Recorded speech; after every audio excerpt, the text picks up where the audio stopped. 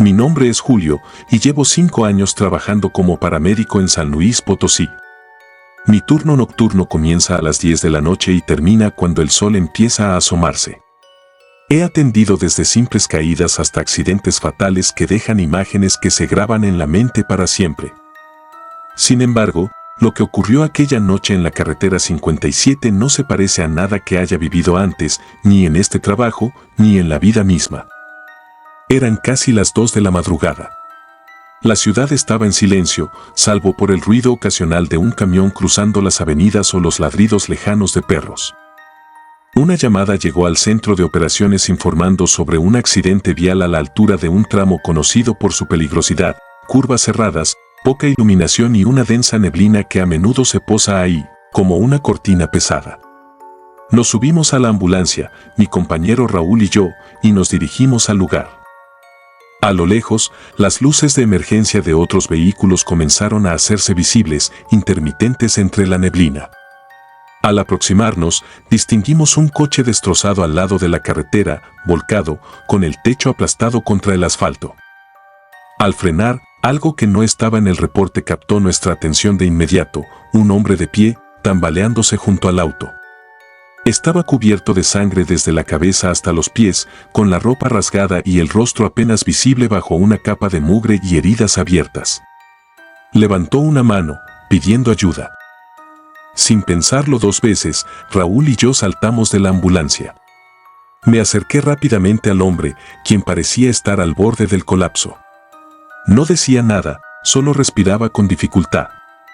Lo tomé del brazo para guiarlo hacia la camilla portátil. Raúl abrió la puerta trasera de la ambulancia y juntos lo subimos al interior. Mientras mi compañero buscaba vendas y equipo de primeros auxilios, me acerqué al auto destrozado, pensando que podría haber más víctimas. Y había. Dentro del vehículo volcado, encontré a una familia atrapada. Una mujer y 2 niños pequeños estaban inconscientes pero aún vivos. El conductor, un hombre mayor, parecía estar en peor estado, con el pecho presionado contra el volante. Sus manos estaban pálidas y rígidas. Grité hacia la ambulancia, pidiendo a Raúl que viniera a ayudarme. Por unos segundos no escuché respuesta. Cuando giré para mirar, me di cuenta de que estaba solo. Subí corriendo por la pequeña pendiente que me separaba de la ambulancia, esperando ver a Raúl trabajando con el hombre ensangrentado. Pero no había nadie. La camilla estaba vacía, los vendajes intactos sobre la mesa plegable y la puerta trasera seguía abierta de par en par. La neblina hacía que la luz del interior pareciera más tenue de lo que debería. Miré a mi alrededor, llamando su nombre, esperando que se hubiera movido hacia otro punto, pero no había señal de él ni del hombre al que habíamos subido minutos antes. Regresé al coche accidentado con el corazón latiendo más rápido de lo que debería. Raúl apareció en ese momento, corriendo desde la parte delantera de la ambulancia. Le pregunté rápidamente por el hombre ensangrentado, pero me miró como si no entendiera de qué hablaba. No vi a nadie, Julio, me dijo, con expresión confundida. Quise insistir, pero había vidas que salvar y no podíamos perder más tiempo. Con esfuerzo, logramos sacar a la familia del auto y llevarlos al hospital más cercano. El conductor no resistió, pero la mujer y los 2 niños sobrevivieron tras recibir atención. Durante el trayecto, el silencio en la ambulancia fue casi absoluto, salvo por las respiraciones pesadas de los heridos y el zumbido del motor. Me esforzaba por concentrarme en lo que estaba haciendo, pero algo no encajaba. Sentía que había olvidado algo importante, como si faltara una pieza clave de un rompecabezas que no lograba armar. Al llegar al hospital, entregamos el reporte médico a los doctores de guardia. Aproveché para acercarme a la mujer cuando estuvo más estable, esperando obtener alguna respuesta sobre aquel hombre. Le describí con detalle lo que habíamos visto, su ropa, sus heridas, su presencia junto al auto. La mujer me miró con incredulidad, como si hubiera dicho algo absurdo. No había nadie más en el coche, solo nosotros, respondió. Sus palabras me dejaron helado, pero me limité a asentir y a retirarme. Pasaron varios días y esa imagen del hombre ensangrentado seguía rondando mi mente. Decidí investigar por mi cuenta. Revisé el informe oficial del accidente. Según los datos, el coche viajaba solo cuando se estrelló. No había ningún registro de un tercer pasajero ni testigos que reportaran la presencia de alguien más en la escena. Era como si el hombre simplemente no existiera. Hablé con Raúl sobre lo que ocurrió esa noche. Al principio pensó que estaba bromeando, pero cuando vio la seriedad en mi rostro, confesó que había algo que también lo inquietaba. Dijo que mientras estábamos en el lugar del accidente, sintió una extraña presión, como si lo estuvieran observando, pero no encontró a nadie cerca. Decidí regresar al lugar del accidente. La carretera 57, con su ambiente pesado y curvas peligrosas, parecía diferente cuando estaba solo. Me detuve justo en el punto donde habíamos encontrado el coche aquella noche. Bajé de mi vehículo y caminé por la zona, buscando cualquier rastro, algo que me diera una explicación. No encontré nada fuera de lo común, pero un detalle llamó mi atención. A pocos metros del lugar, había una pequeña cruz de madera clavada en la tierra. Tenía flores marchitas a su alrededor y un nombre apenas visible, escrito con pintura desgastada. No podía ignorar la sensación de que aquella cruz y el hombre estaban relacionados. Decidí investigar su origen, preguntando a los vecinos de la zona. Fue difícil obtener información, pero una mujer mayor finalmente accedió a hablar. Según ella, años atrás, un hombre había muerto en un accidente en ese mismo tramo. Se decía que intentaba salvar a su familia tras un choque similar, pero todos murieron en el impacto. Nadie se detuvo a ayudarlos, y sus cuerpos fueron encontrados mucho después, ya sin vida. Cuando escuché esa historia, sentí una extraña conexión con lo que había sucedido aquella noche. El hombre que vimos, que subimos a la ambulancia y que luego desapareció, ¿podría ser el mismo que murió en aquel accidente? Tal vez su espíritu, o lo que fuera, seguía vagando por la carretera, intentando hacer lo que no pudo en vida, salvar a una familia atrapada en un accidente. Desde entonces, evito pasar por esa zona, especialmente de noche. No sé si lo que vi fue real, un producto de mi imaginación o algo más allá de mi comprensión. Pero cada vez que estoy en una emergencia, no puedo evitar mirar hacia las sombras, esperando no encontrarme nuevamente con alguien que no debería estar allí. El grito en la carretera de Chiapas. Hay algo peculiar en las noches de Chiapas. No importa cuántas veces te adentres en sus caminos serpenteantes, la selva siempre parece tener vida propia. No es solo el sonido de los animales o el crujido de las hojas bajo tus pies, es algo más. Un silencio que a veces parece más fuerte que cualquier ruido. A lo largo de mi vida como paramédico, he recorrido esas carreteras y senderos incontables veces, pero ninguna noche me ha marcado tanto como aquella. Era casi la medianoche cuando terminamos un traslado. Habíamos llevado a una mujer mayor al hospital en Comitán y el regreso a la base debía ser rápido. Mis compañeros Víctor y Julián estaban exhaustos, y yo, que conducía la ambulancia, ya sentía el peso del sueño en los párpados. El camino era oscuro, rodeado de árboles que se alzaban como murallas a ambos lados de la carretera. No había farolas, solo el haz de luz de los faros iluminando el pavimento y las ramas que parecían cerrar el paso más adelante. El trayecto era tan rutinario que, por momentos, dejé mi mente divagar, pensando en la cena fría que me esperaba en la base o en el próximo turno que parecía acercarse demasiado rápido. Julián estaba medio dormido en el asiento trasero y Víctor revisaba su celular sin demasiado interés. Todo parecía tranquilo, hasta que lo escuchamos. Un grito desgarrador. No fue el tipo de grito que podría confundirse con el chillido de algún animal. Era humano y estaba lleno de una desesperación tan pura que me hizo frenar la ambulancia de golpe.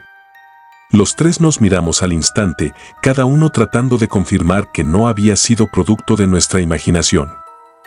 Pero el grito volvió, esta vez más fuerte, como si estuviera más cerca. Apagué el motor y bajamos de la ambulancia. Había algo en ese sonido que te hacía reaccionar por instinto. Somos paramédicos y nuestro trabajo es ayudar, sin importar lo extraño o peligroso que parezca. Nos adentramos un par de metros en la selva, siguiendo la dirección del grito. El haz de nuestras linternas cortaba la oscuridad, iluminando raíces, ramas y maleza densa. Llamamos en voz alta, pero no hubo respuesta. Avanzamos un poco más, moviendo las luces en todas direcciones, buscando a quien pudiera estar en peligro. Pero no había nada. Solo el murmullo de la selva, el movimiento lejano de las hojas mecidas por el viento. El grito no volvió, y después de varios minutos de búsqueda, decidimos regresar a la ambulancia. Cuando subimos, el ambiente había cambiado. No podía explicarlo, pero algo no se sentía bien. Víctor hizo un comentario sobre lo raro que había sido, y Julián, más pragmático, dijo que seguramente alguien nos había jugado una broma. Preferí no opinar.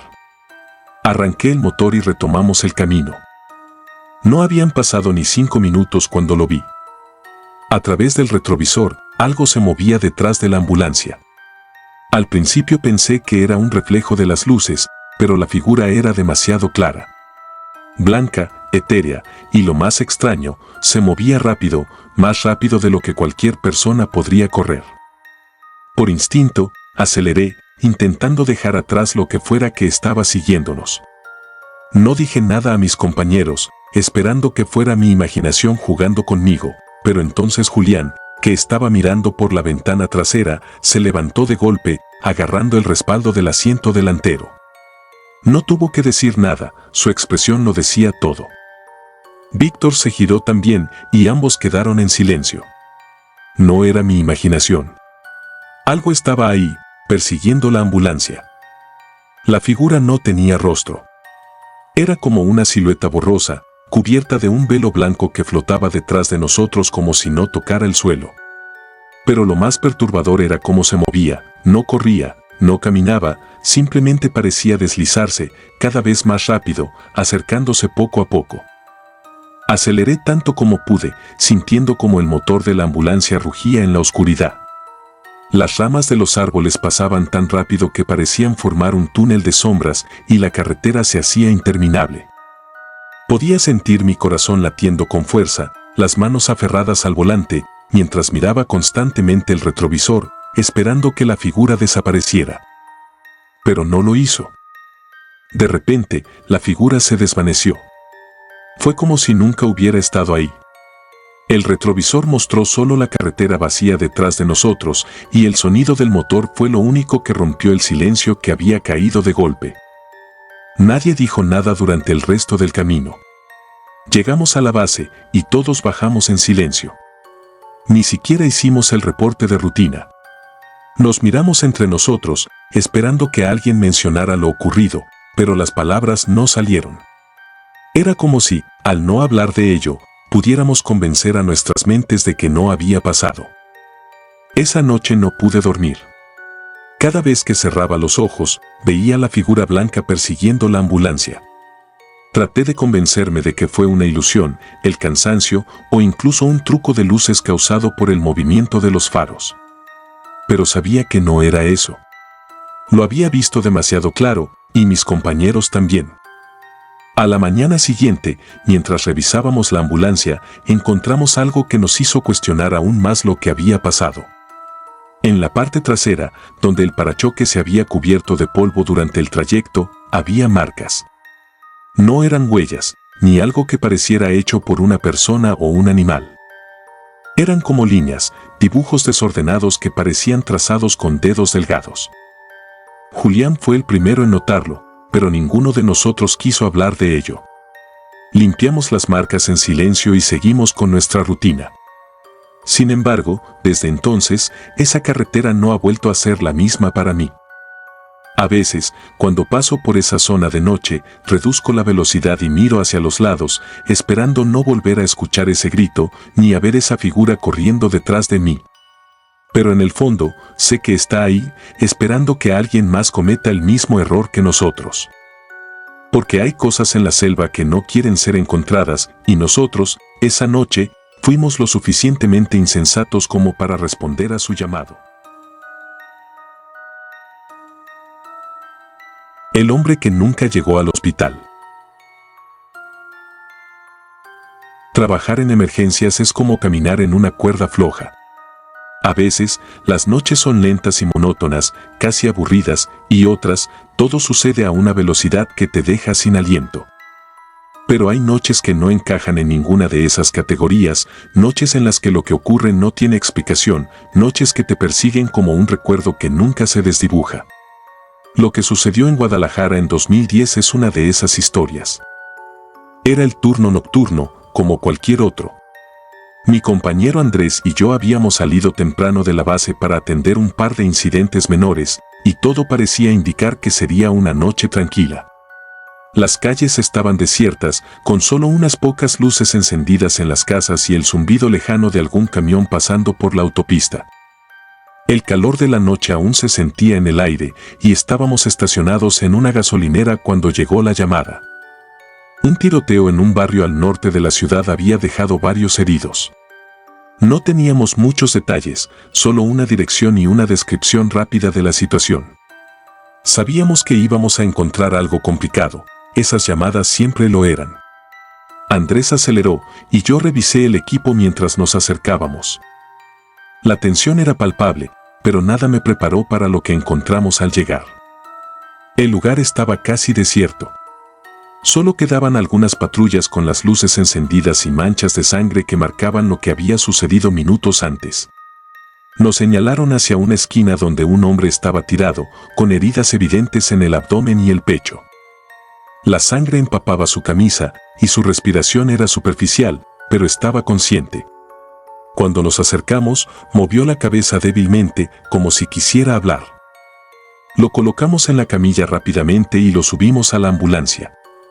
Su estado era crítico y cada segundo contaba. Mientras Andrés conducía hacia el hospital más cercano, me dediqué a estabilizarlo como podía.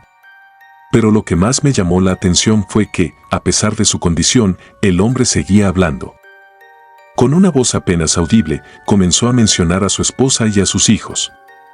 Hablaba de ellos con un tono nostálgico, como si estuviera recordando momentos felices.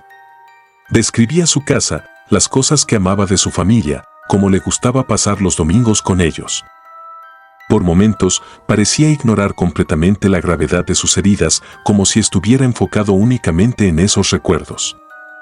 No había duda de que estaba luchando por mantenerse despierto, pero también había algo en su voz que me ponía nervioso. Era una mezcla extraña de calma y resignación, como si supiera algo que yo no. Pero en ese momento, lo único que importaba era llegar al hospital. El trayecto fue relativamente corto. Andrés entró directo por el acceso de emergencias, donde ya había un equipo médico esperando para recibir al paciente. Bajé rápidamente para dar el informe, señalando la gravedad de las heridas y el tratamiento que habíamos iniciado en el camino. Pero cuando abrimos la puerta trasera de la ambulancia, el hombre no estaba. La camilla estaba vacía. Los cables de los monitores estaban desconectados y no había rastro de sangre ni de su presencia. Por un momento, pensé que tal vez había caído al suelo durante el trayecto, pero la ambulancia estaba impecable. Andrés me miró con el mismo desconcierto que sentía yo, y ambos comenzamos a buscarlo en los alrededores. Corrimos alrededor del hospital, preguntamos al personal de seguridad, revisamos los pasillos cercanos. Nada. El hombre había desaparecido, y no había ninguna explicación lógica para ello. Fue como si nunca hubiera estado ahí. Cuando volvimos a la ambulancia, todavía tratando de entender lo que había pasado, un médico se nos acercó. Le expliqué lo sucedido, intentando mantener la calma, aunque mi mente estaba llena de preguntas. Él escuchó con atención, pero su respuesta fue lo que realmente me dejó paralizado. El hombre que describen murió hace 3 días, dijo con una certeza que me heló. Fue traído aquí después de un accidente automovilístico, pero no pudimos salvarlo. Sentí que el mundo se detenía. Intenté argumentar que eso no era posible, que habíamos recogido a ese hombre hacía menos de 20 minutos, que había estado hablando con nosotros durante el camino. Pero el médico insistió, mostrándome incluso el registro del paciente. Ahí estaba su nombre, junto con la fecha y hora de su fallecimiento. Era el mismo hombre, sin ninguna duda. Regresamos a la base esa noche en silencio. Ninguno de los dos podía explicar lo que había sucedido. Intenté buscar razones lógicas, tal vez habíamos recogido a alguien más que se parecía a él, tal vez estábamos confundidos por el cansancio. pero cuanto más lo pensaba, menos sentido tenía. Lo más extraño fue que, al revisar el equipo de la ambulancia, no había ninguna señal de que alguien hubiera estado en la camilla. Ni una sola gota de sangre, ni un solo registro en los monitores. Era como si todo hubiera sido una ilusión, pero yo sabía lo que había visto, lo que había escuchado. Las semanas siguientes fueron difíciles. Andrés y yo apenas hablamos del incidente, pero ambos sabíamos que algo fuera de lo común había ocurrido esa noche. Comencé a investigar por mi cuenta, intentando encontrar información sobre el hombre que habíamos recogido. Descubrí que, efectivamente, había muerto en un accidente unos días antes. Era padre de familia, tal como lo había mencionado en la ambulancia. Su esposa e hijos vivían en un barrio cercano al lugar donde lo encontramos. No sé qué pensar. Algunos dirían que fue una coincidencia, otros que mi mente jugó trucos debido al estrés del trabajo. Pero no puedo evitar creer que, de alguna manera, ese hombre no había terminado su camino. Quizás necesitaba despedirse, o tal vez solo quería recordar una última vez lo que amaba antes de irse. Desde entonces, cada vez que salgo en una emergencia, miro hacia atrás en la ambulancia con cierta inquietud. No espero encontrar respuestas, pero sé que hay cosas que simplemente no podemos entender. A veces, lo único que puedes hacer es seguir adelante, llevando contigo las preguntas que nunca tendrán solución. El niño que nunca se fue. Las noches en Monterrey pueden ser sofocantes. El calor se mezcla con una calma engañosa, como si algo estuviera acechando en el aire. Trabajar como paramédico en estas madrugadas te enseña a estar alerta, a anticipar el próximo accidente, la próxima llamada que romperá el silencio de la base con la urgencia de una vida en peligro. Pero hay cosas para las que no puedes estar preparado. Algunas noches te siguen mucho tiempo después de que terminas el turno, mucho después de que cuelgas el uniforme. Esa madrugada, en particular, nunca me abandonó. Recibimos la llamada cerca de las 3 de la mañana. Era un reporte de un niño atropellado en una avenida concurrida, justo en la periferia de la ciudad. Las calles estaban casi vacías a esa hora y el viaje fue rápido, aunque en silencio. Mi compañero Raúl conducía, y yo repasaba mentalmente los procedimientos para traumas graves. Sabíamos que el tiempo era esencial, especialmente con un niño involucrado. Cuando llegamos, la escena era desgarradora. El pequeño cuerpo yacía en el asfalto, inmóvil, mientras una mujer, probablemente su madre, lloraba a unos metros de distancia. 2 testigos estaban de pie junto a un auto, evidentemente el vehículo involucrado en el accidente. No hablaban, no se movían, solo miraban con expresiones de horror congeladas en sus rostros. Nos acercamos rápidamente, intentando bloquear nuestras emociones y enfocarnos en el trabajo. El niño no tenía más de 8 años. Llevaba una camiseta azul y unos pantalones cortos llenos de tierra, con un par de zapatos gastados que parecían demasiado grandes para sus pies. Había un balón de fútbol pequeño junto a él, rodando lentamente por la inclinación del asfalto, como si no entendiera que el juego había terminado. Revisamos sus signos vitales. Su pulso era débil, pero aún estaba ahí. Lo subimos a la ambulancia con cuidado, aplicando oxígeno y preparando todo lo necesario para estabilizarlo en el camino. La madre quiso subir con nosotros, pero la dejamos con los oficiales para que tomaran su declaración. El trayecto al hospital fue angustiante. Cada segundo contaba. Raúl conducía tan rápido como podía mientras yo monitoreaba al niño.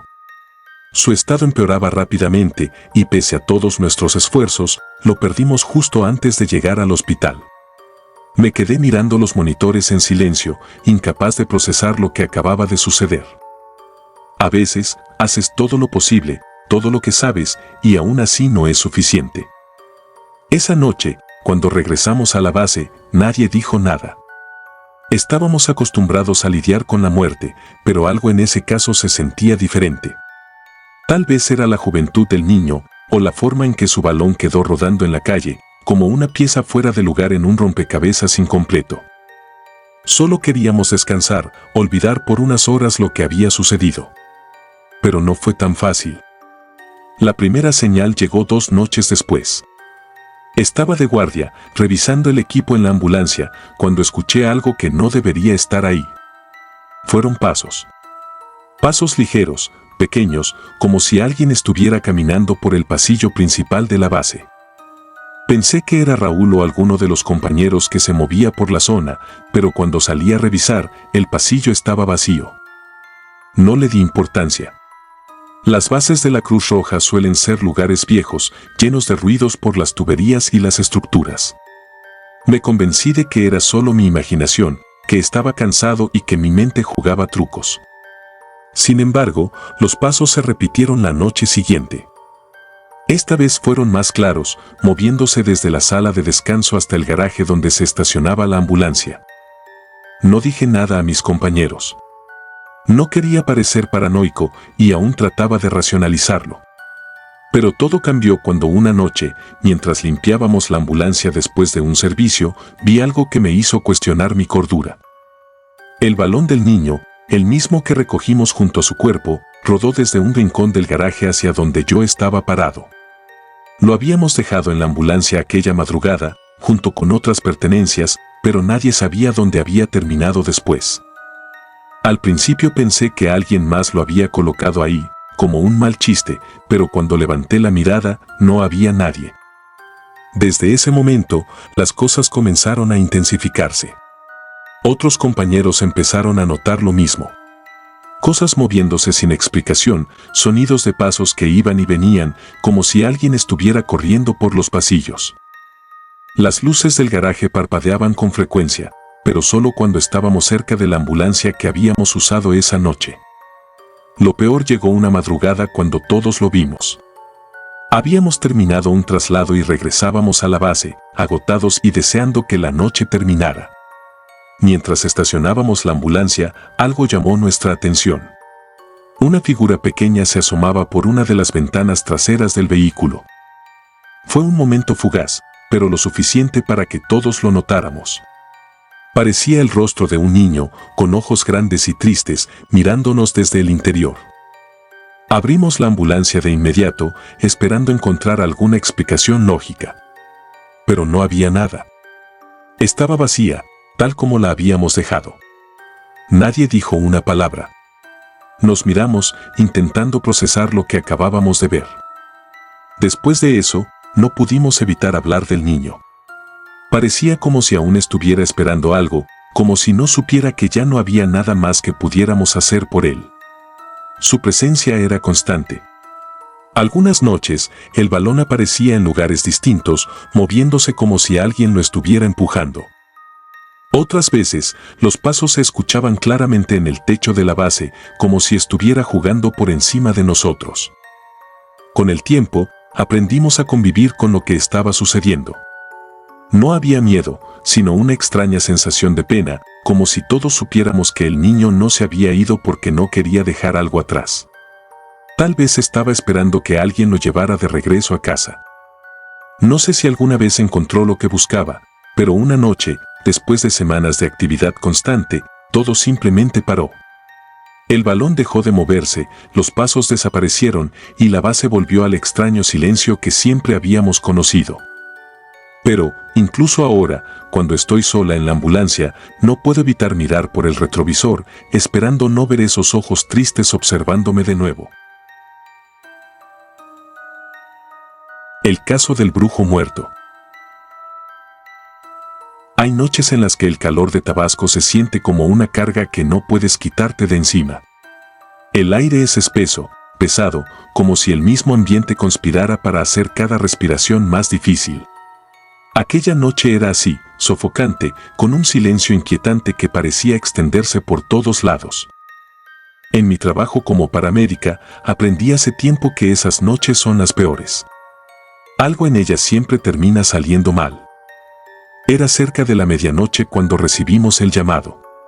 Un hombre había sido encontrado gravemente herido en medio de un campo, a las afueras de un pequeño pueblo que apenas aparecía en los mapas.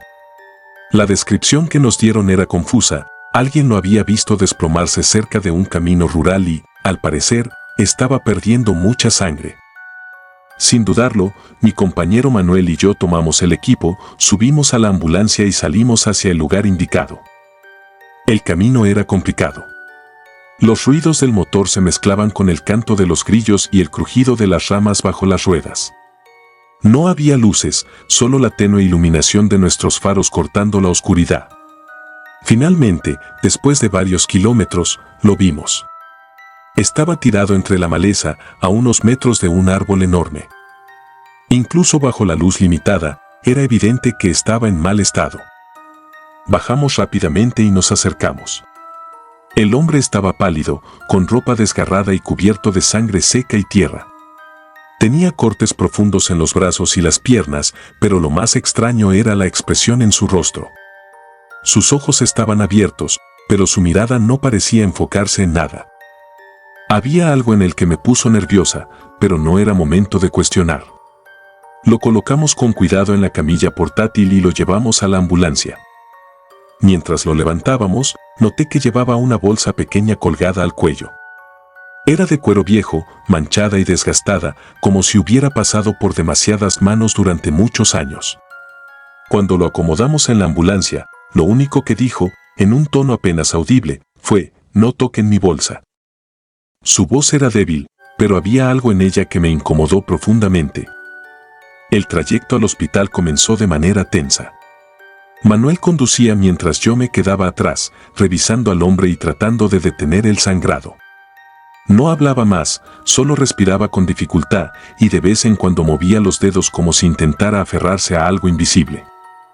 La bolsa seguía ahí, colgando de su cuello, y aunque no quería admitirlo, sentía una curiosidad creciente por saber qué había dentro. Fue Manuel quien rompió el silencio cuando me pasó un vistazo por el retrovisor y señaló con un gesto hacia la bolsa. Sabíamos que no debíamos interferir con las pertenencias de un paciente, pero algo en aquella pequeña pieza de cuero parecía demandar nuestra atención. Finalmente, la curiosidad nos ganó. Con cuidado, deslicé los cordones que la cerraban y miré adentro. Lo que vi no tiene sentido. Había pequeños huesos, como los de algún animal, envueltos en tela roja. También encontré amuletos hechos de metal oxidado, con símbolos que no reconocí, y trozos de cabello trenzado que parecían demasiado humanos. El olor que salió de la bolsa era acre, como una mezcla de humedad, tierra y algo más, algo que no puedo describir. El hombre no reaccionó mientras revisábamos la bolsa, pero la ambulancia pareció estremecerse de repente, como si algo en el ambiente hubiera cambiado. Cerré rápidamente la bolsa y la coloqué junto a él, sintiendo un peso inexplicable en el aire. Cuando llegamos al hospital, entregamos al hombre al personal médico. Durante el informe, mencioné la bolsa y su advertencia, pero los doctores parecían más preocupados por estabilizarlo. Mientras se lo llevaban, el hombre giró levemente la cabeza hacia nosotros y nos miró con una expresión que no olvidaré. No fue enojo ni agradecimiento, solo una mirada vacía, pero cargada de algo que no sé cómo describir. Regresamos a la base esa misma madrugada, pensando que todo había terminado ahí. Pero nos equivocamos. La primera señal de que algo estaba mal ocurrió esa misma noche. Manuel tuvo un sueño que lo despertó empapado en sudor. No quiso darme detalles, solo dijo que había visto al hombre del campo parado junto a su cama, sosteniendo la bolsa en las manos. Al día siguiente, otra compañera de la base, Lucía, reportó que había soñado con huesos esparcidos por el suelo de la ambulancia, mientras una voz le hablaba desde la oscuridad. A medida que pasaron los días, las cosas se volvieron más extrañas. Varios compañeros comenzaron a enfermar sin razón aparente. Dolores de cabeza constantes, náuseas, fiebre que iba y venía sin explicación. Los médicos no encontraban una causa concreta. Por mi parte, empecé a notar que los equipos en la ambulancia fallaban con más frecuencia. Los monitores se apagaban de repente, las luces parpadeaban y los radios emitían un zumbido extraño que no podíamos identificar. Lo peor eran los sueños. Todas las noches soñaba con el hombre del campo, con su bolsa colgando del cuello. En esos sueños, estaba de pie junto a la ambulancia, observándome en silencio mientras sus heridas seguían abiertas y sangrando. Cada vez que me despertaba, El aire en mi habitación parecía más pesado y el cansancio no desaparecía sin importar cuánto descansara. Algunas personas en la base empezaron a hablar de la bolsa. Todos estábamos convencidos de que había algo mal con ella, algo que habíamos desatado al abrirla. Manuel estaba especialmente afectado. Se volvió irritable, distraído y un día simplemente dejó de venir al trabajo. Cuando fui a buscarlo a su casa, su madre me dijo que no había salido de su habitación en días. No quise insistir, pero me quedé con la sensación de que estaba ocultando algo. Finalmente, después de semanas de tensión y enfermedades, recibí una noticia que me dejó sin palabras. El hombre del campo había muerto en el hospital la misma noche que lo ingresamos. Según el reporte médico, sus heridas eran demasiado graves, pero lo extraño es que los doctores juraban que no llevaba ninguna bolsa consigo cuando lo trasladaron a la sala. Desde ese día, la situación en la base nunca volvió a ser la misma. La mayoría de nosotros evitamos hablar de lo ocurrido, pero todos sabíamos que algo había cambiado.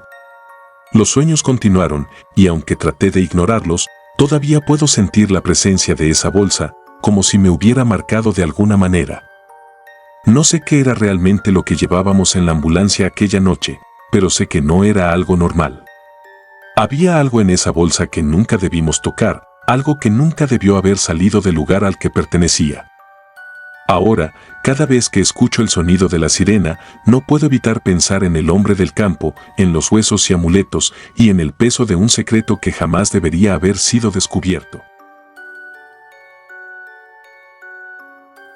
El psicópata en la ambulancia. No hay nada particularmente tranquilizador en trabajar de noche en una ambulancia en Tijuana. Los turnos nocturnos tienen una energía extraña, la ciudad cambia su rostro, la calma se siente como un engaño, y las emergencias parecen llevar siempre algo más oscuro consigo. No importa cuántas noches pasen, nunca logras acostumbrarte del todo. Aquella noche comenzó como cualquier otra, pero terminó siendo la que más me ha marcado en toda mi vida. Soy Carla, paramédica en esta ciudad llena de historias que la mayoría preferiría no escuchar. Las calles aquí tienen su propio pulso, y entre los accidentes, las riñas y las emergencias de último minuto, he llegado a pensar que ya lo había visto todo. Pero hay cosas que simplemente no caben en las categorías que intentas construir en tu mente, y esa noche me enseñó que el miedo puede ser algo mucho más grande que cualquier herida física. Nos llamaron alrededor de la 1 de la madrugada. Una patrulla de policía había encontrado a un hombre vagando por las calles, desorientado y con signos evidentes de estar bajo el efecto de alguna sustancia. Su ropa estaba hecha harapos, y aunque no parecía herido, no podía mantenerse en pie por sí mismo. Al llegar, lo encontramos sentado en la banqueta, tambaleándose ligeramente mientras los oficiales trataban de mantenerlo calmado. Era joven, de unos 30 años, con la piel pálida y el cabello enmarañado. Tenía los ojos entrecerrados, pero lo que más destacaba era su sonrisa. Era una de esas sonrisas que no parecen tener ninguna emoción detrás, como si solo estuviera imitando algo humano. Esa expresión me incomodó desde el primer momento, pero traté de ignorarlo. Después de todo, mi trabajo no era juzgar, sino ayudar. Con ayuda de los oficiales, lo subimos a la ambulancia. No opuso resistencia, pero tampoco dijo nada. Su mirada vagaba por el interior del vehículo, deteniéndose en cada rincón como si estuviera analizando cada detalle. Mi compañero Rodrigo tomó el asiento del conductor mientras yo me quedé atrás con el hombre, revisando su estado y preparando el equipo por si era necesario intervenir en el camino. Durante los primeros minutos del trayecto, el silencio fue absoluto. Solo se escuchaba el sonido de las ruedas sobre el asfalto y el zumbido del motor. El hombre seguía con esa sonrisa fija en su rostro, mirando hacia el suelo. Traté de concentrarme en mi trabajo, pero había algo en su presencia que hacía que el aire dentro de la ambulancia se sintiera más denso de lo normal. Fue entonces cuando comenzó a reírse. Al principio era suave, casi inaudible, pero pronto se volvió más fuerte. Era una risa extraña, carente de humor, más bien como si estuviera disfrutando de algo que solo él podía entender. No dije nada, pero empecé a sentirme inquieta. Mi instinto me decía que algo no estaba bien. Sin previo aviso, el hombre levantó la cabeza y me miró directamente. Sus ojos, que antes parecían apagados, ahora estaban completamente enfocados en mí. Su sonrisa seguía ahí, pero ahora parecía diferente, más intencional. Luego, comenzó a hablar. Lo que dijo me dejó paralizada. Comenzó a describir detalles íntimos sobre mi vida, cosas que nadie más podía saber. Mencionó la casa donde crecí, los nombres de mis padres, incluso el apodo que mi abuela me daba cuando era niña. Todo con una precisión que era imposible de explicar. Sentí como mi respiración se aceleraba mientras trataba de mantener la calma. Lo peor fue cuando empezó a hablar de Rodrigo. Sin apartar los ojos de mí, comenzó a mencionar detalles sobre su familia, cosas que yo sabía eran ciertas porque Rodrigo y yo habíamos trabajado juntos durante años. El hombre describió a su esposa, su hija pequeña, incluso el perro que habían adoptado hacía unos meses. Cada palabra que decía era como un golpe, y lo decía con una naturalidad que me helaba. Intenté mantenerme profesional. Le dije que se quedara quieto mientras revisaba su presión arterial, tratando de desviar mi atención hacia algo concreto, algo que pudiera controlar. Pero no dejaba de hablar. Su tono era tranquilo, como si estuviera disfrutando de una conversación casual. De repente, se levantó de la camilla con una rapidez que no parecía posible en alguien que apenas podía mantenerse en pie minutos antes. Dio un paso hacia el frente de la ambulancia, hacia la cabina del conductor. Rodrigo estaba concentrado en la carretera y no se dio cuenta de inmediato, pero cuando el hombre levantó una mano como si fuera a tocarlo, supe que algo terrible estaba a punto de suceder. Me moví instintivamente, sujetándolo por el brazo y empujándolo de vuelta hacia la camilla. No opuso resistencia, pero la sonrisa nunca desapareció de su rostro. Rodrigo giró la cabeza un segundo, dándose cuenta de lo que había pasado, pero volvió a mirar hacia adelante sin decir nada, manteniéndose enfocado en conducir. El resto del trayecto fue un tormento. El hombre no volvió a moverse, pero seguía hablando. Su voz era tranquila, pero cada palabra que decía era como un cuchillo. Mencionó cosas que no podía saber, secretos que no había compartido con nadie. Parecía disfrutar de mi incomodidad, como si cada detalle que revelaba fuera parte de un juego que solo él entendía. Finalmente, llegamos al hospital. Me sentí aliviada al ver al personal médico esperando afuera, listos para recibirlo. Ayudamos a bajarlo de la ambulancia y lo entregamos al equipo de urgencias. Mientras se lo llevaban, seguía sonriendo, pero no dijo nada más. Cuando completamos el papeleo, mencioné al médico de guardia lo extraño que había sido su comportamiento. Esperaba que me dijera que era un caso típico de alguien bajo el efecto de drogas, pero lo que respondió me dejó sin palabras. Según los registros del hospital, el hombre había sido internado varias veces antes. Sufría de problemas mentales graves y, según los doctores, no había hablado en semanas. No pude creerlo. Había escuchado su voz con claridad, había escuchado cómo describía mi vida con una precisión que era imposible de explicar. Pero según los médicos, eso no era posible. Desde esa noche, he tratado de entender lo que pasó. Hay cosas que simplemente no tienen explicación, y lo que ocurrió en esa ambulancia es una de ellas. El hombre sabía cosas que no podía saber, habló cuando se suponía que no podía hacerlo, y dejó una marca que no puedo borrar. Cada vez que subo a una ambulancia, no puedo evitar pensar en él, en su sonrisa y en las palabras que nunca deberían haber salido de su boca. El paramédico que no existía. Hay noches en las que el tiempo parece detenerse, donde la ciudad deja de ser el caos habitual para convertirse en un desierto inquietante.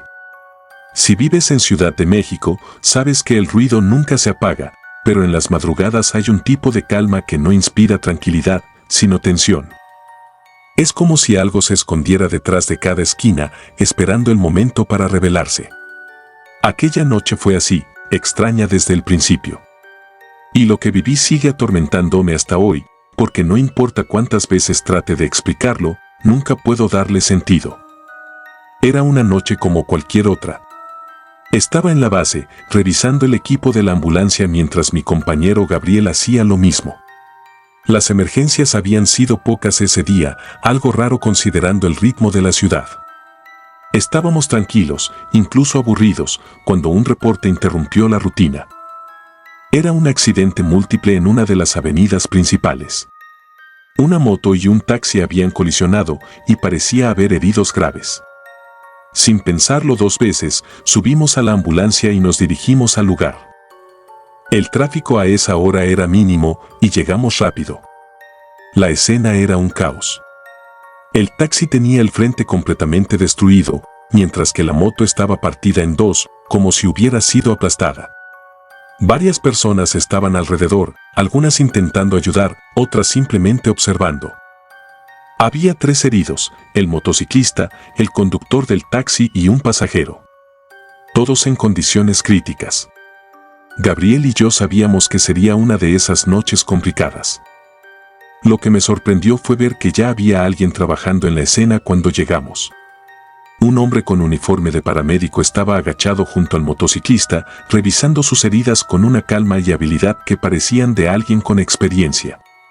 Me llamó la atención porque no lo reconocí. En la Cruz Roja conoces a la mayoría de los equipos que trabajan en tu zona y aquel hombre no me resultaba familiar.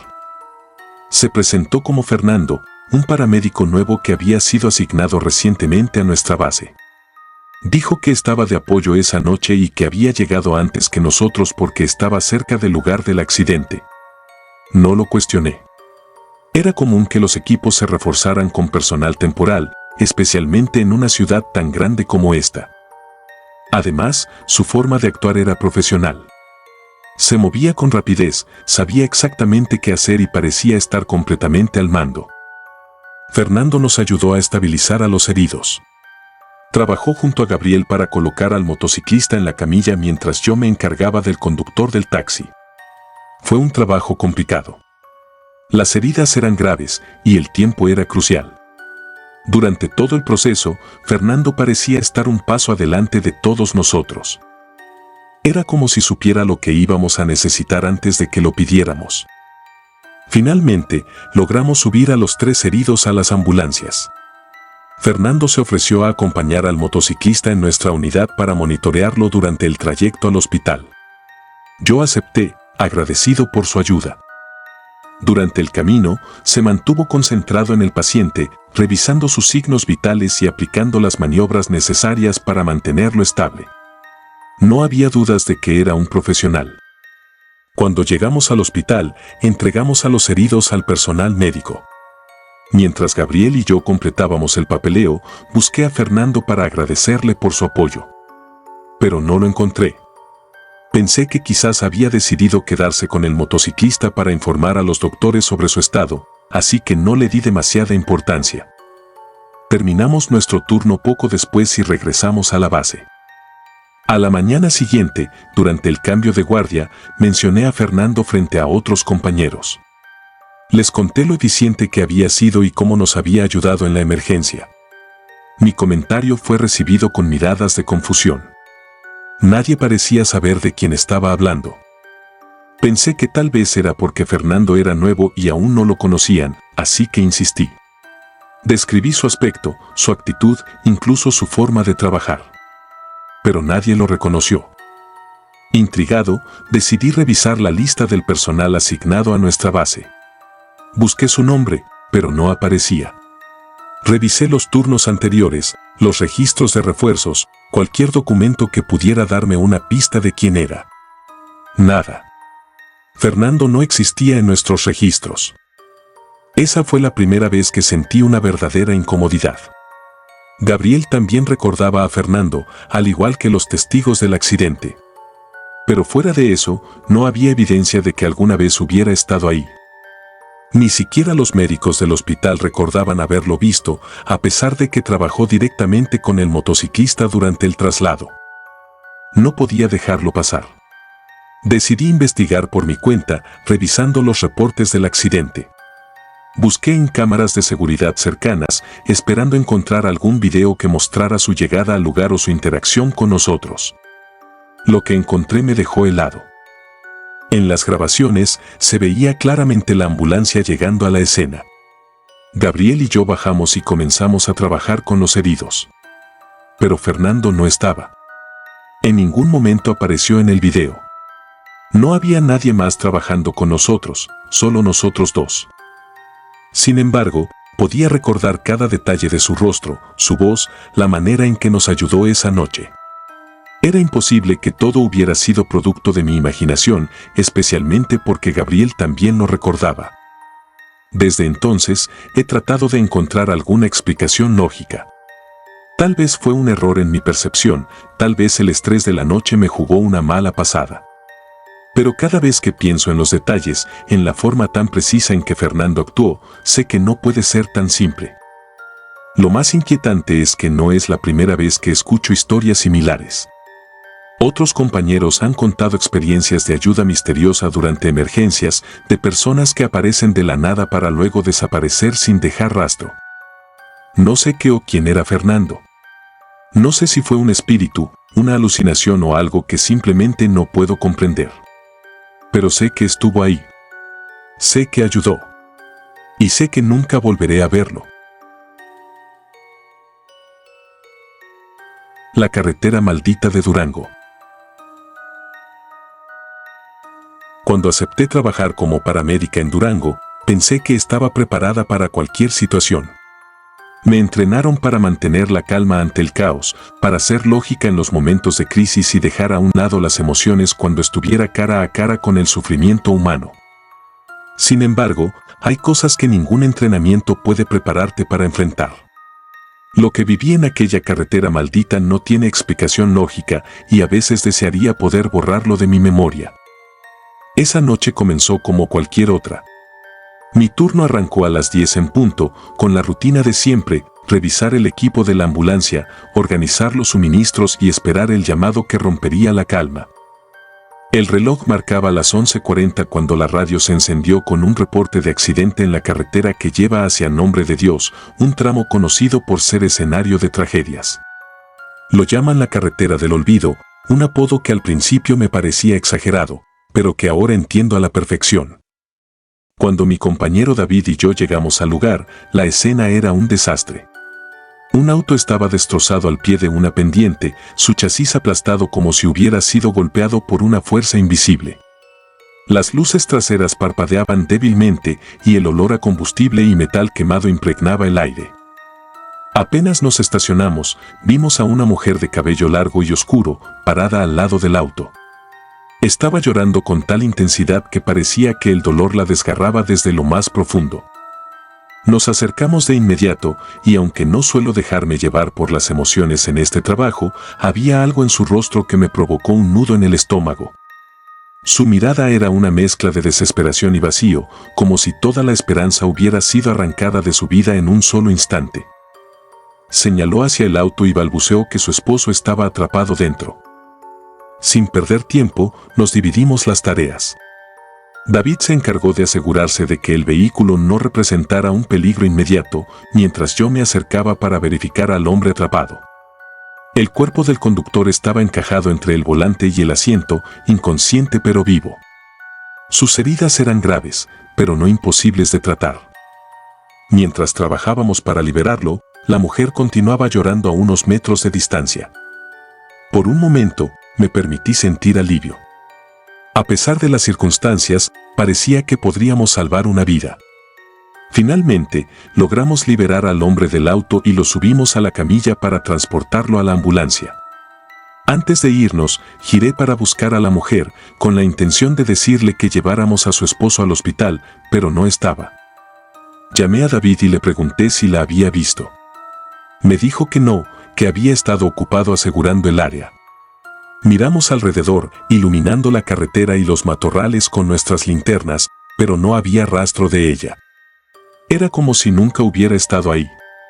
Pensamos que tal vez, en su estado de pánico, había corrido hacia algún lado. Sin embargo, en la oscuridad y con el terreno tan complicado, era difícil imaginar a alguien moviéndose con rapidez. El hospital estaba a 20 minutos de distancia y durante el trayecto traté de concentrarme en estabilizar al paciente. Cuando recuperó la conciencia, le informé que lo llevábamos al hospital y que su esposa había estado presente en el lugar del accidente. Su respuesta me dejó helada. Dijo que no estaba casado, que no había nadie más en el auto con él. Aseguró que viajaba solo esa noche. Me quedé en silencio, sin saber cómo reaccionar. Pensé que quizá estaba confundido por el trauma, pero no podía sacarme de la cabeza la imagen de aquella mujer llorando junto al auto. Parecía tan real, tan tangible. Incluso puedo recordar el sonido de su voz y la forma en que su cabello caía sobre sus hombros. No podía haber sido una ilusión. Los días pasaron, pero no podía dejar de pensar en lo sucedido. Decidí investigar por mi cuenta, buscando respuestas que me ayudaran a entender lo que había visto. Pregunté a otros compañeros que habían trabajado en esa carretera y obtuve historias que me dejaron sin palabras. Al parecer, aquella carretera tenía fama de ser escenario de fenómenos extraños. Algunos mencionaron ver luces inexplicables en la noche, otros hablaron de sentir presencias que lo seguían mientras trabajaban en accidentes. Un relato en particular llamó mi atención. Hace 15 años, en el mismo tramo donde ocurrió el accidente, una pareja sufrió un choque fatal. El auto se salió de la carretera en una curva peligrosa y terminó volcado en el mismo lugar donde encontramos el auto aquella noche. El hombre murió instantáneamente, pero la mujer, gravemente herida, salió del vehículo y se quedó llorando junto a él, esperando ayuda que nunca llegó. Su cuerpo fue encontrado al día siguiente, sin vida, por la exposición y las heridas. Las coincidencias eran demasiadas como para ignorarlas. Todo coincidía: el lugar, la descripción de la mujer, su llanto desconsolado. Era posible que lo que vi aquella noche no fuera real en el sentido tradicional, pero sí en otro nivel. ¿Podría haber sido el espíritu de aquella mujer, atrapada en un ciclo interminable de dolor y desesperación, recreando el momento más trágico de su vida? Decidí no hablar de esto con nadie más. Ya era suficiente con mis propias dudas y miedos como para arriesgarme a que alguien pensara que estaba perdiendo la cordura. Pero desde esa noche, cada vez que me asignaban un turno cerca de la carretera del olvido, sentía un peso que no podía explicar. Un peso que me hacía mirar hacia las sombras, buscando algo que no quería volver a encontrar. A veces, me pregunto si hice lo correcto al ignorar lo sucedido. Tal vez, de alguna manera, aquella mujer esperaba algo de mí, un reconocimiento, un gesto, algo que pudiera liberarla de su tormento. Pero también me pregunto si realmente había algo que pudiera hacer, o si simplemente fui testigo de un fragmento de su tragedia, un espectador accidental de algo que jamás debió ser visto. Incluso ahora, años después, todavía sueño con aquella carretera. En mis pesadillas, siempre escucho el sonido de las ruedas del auto derrapando, el crujir del metal al impactar contra la pendiente y la presencia inconfundible de una mujer que nunca debería haber estado ahí. El hombre sin rostro. Hay lugares que parecen haber sido olvidados por el tiempo. Rincones de la naturaleza donde la soledad y el silencio son tan densos que es difícil imaginar que alguien pueda vivir allí. Trabajar como paramédico en Oaxaca me llevó a muchos de esos lugares, comunidades remotas, montañas envueltas en niebla, cabañas aisladas que parecían colgar al borde de la civilización. Pero hay un lugar en particular que no puedo sacar de mi mente y una historia que no dejo de recordar. Era 2004, una de esas noches en las que el aire parece más denso de lo normal, cargado con una humedad pesada que se mete en los huesos. Yo estaba de guardia junto a mi compañero Sergio cuando recibimos el reporte. Un incendio en una cabaña aislada en lo alto de una montaña al sur de la región. No había mucha información, solo que alguien había visto las llamas desde la carretera y que posiblemente había personas atrapadas dentro. No era la primera vez que nos llamaban para atender un caso en una zona tan remota, pero algo en el tono del reporte me incomodó. La voz del operador sonaba casi dudosa, como si no supiera cómo describir lo que estaba pasando. En cualquier caso, subimos a la ambulancia y emprendimos el camino. El trayecto no fue fácil. Las carreteras de montaña en Oaxaca son angostas, llenas de curvas cerradas y rodeadas de árboles que parecen cerrarse sobre el camino. Apenas había iluminación y la única guía que teníamos eran las indicaciones vagas de la persona que reportó el incendio. Cuando finalmente llegamos al desvío que llevaba hacia la cabaña, el camino se volvió aún más complicado. Era un sendero de tierra, empinado y cubierto de piedras sueltas. La ambulancia avanzaba a paso lento, con los neumáticos patinando de vez en cuando. Después de lo que parecieron horas, las llamas se hicieron visibles entre los árboles. No eran tan grandes como esperábamos, más bien parecían los restos de un fuego que había consumido casi todo. La cabaña estaba prácticamente destruida, con solo algunas vigas de madera aún en pie y una nube de humo oscuro elevándose hacia el cielo. Sergio y yo nos pusimos nuestras máscaras y bajamos con el equipo. El calor aún era intenso y el olor a madera quemada mezclado con algo más, algo químico, era casi insoportable. Comenzamos a buscar entre los escombros, tratando de encontrar señales de vida. Fue entonces cuando lo vimos. En medio de lo que quedaba de la cabaña, sentado sobre un tronco chamuscado, estaba un hombre. Su cuerpo estaba intacto, sin quemaduras visibles, pero algo en él no era normal. Su ropa estaba desgastada, como si llevara semanas usándola sin cambiarse, y su piel tenía un tono extraño, pálido, casi grisáceo.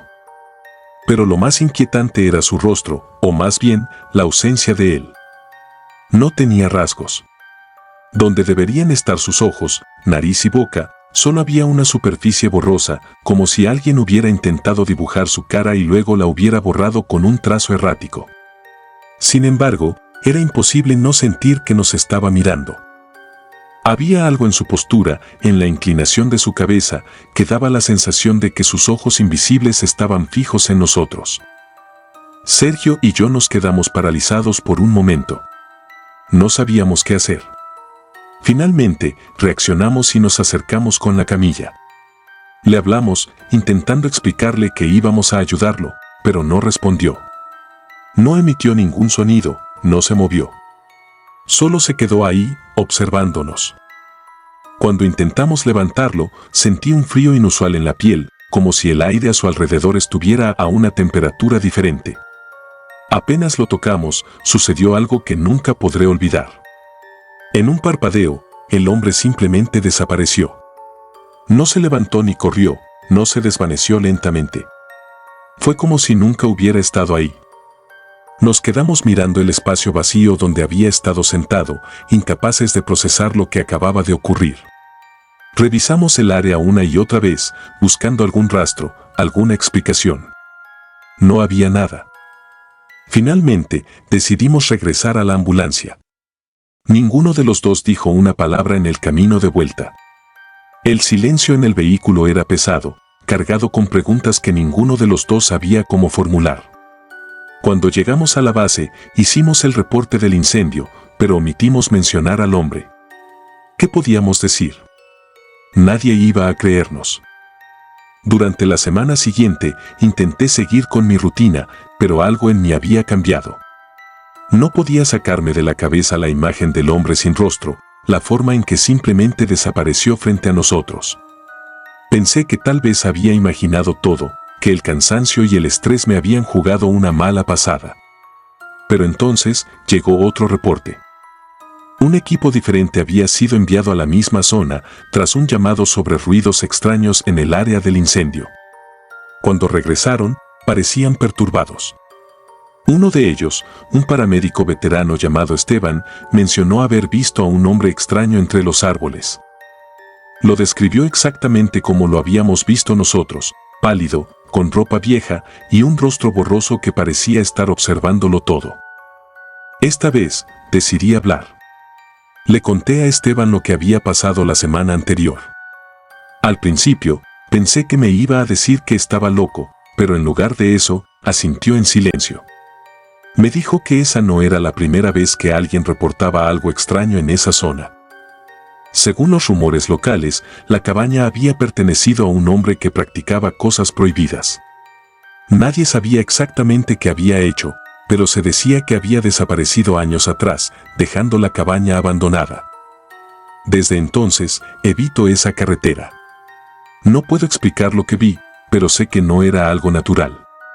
A veces, en las noches más silenciosas, recuerdo el rostro borroso del hombre y la sensación de que, aunque no tuviera ojos, seguía mirando, como si aún estuviera esperando algo en las ruinas de su cabaña. Si te gustaron los relatos, nos gustaría que nos apoyaras con un like o un comentario. Y si no estás suscrita o suscrito, te invito a que lo hagas para que no te pierdas los relatos y las historias de Mr. Terror Maligno. Sin más, gracias por escucharnos, hasta el próximo video. Saludos.